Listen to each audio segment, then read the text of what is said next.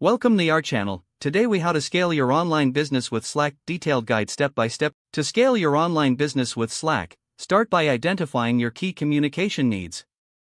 Evaluate your current collaboration tools and pinpoint any gaps. Set up a dedicated Slack workspace for your team.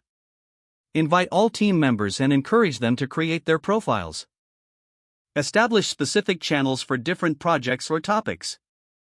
Use direct messages for private conversations when necessary.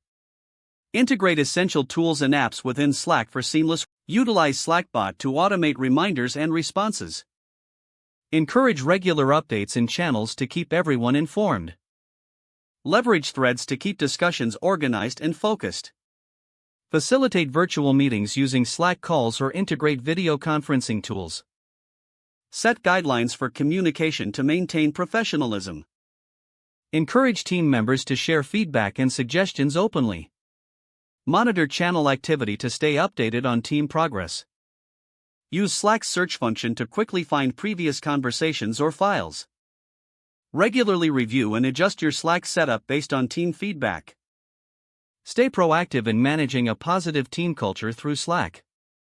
Explore Slack's analytics to measure engagement and productivity.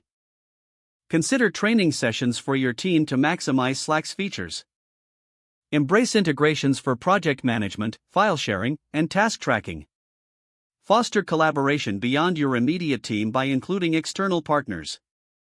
Continuously refine your strategies to adapt to your team's evolving needs. With these steps, you can effectively scale your online business using Slack. If the page does not load, refresh the browser or try again in a private or incognito. Make sure you are using the correct email address, then retype it carefully to avoid small typos. If your password is not accepted, use the reset option and create a new strong password you can remember. Check your spam folder for verification or security emails, then complete any requested confirmation steps. Enable two-factor authentication if available to improve account security and reduce unauthorized access risk.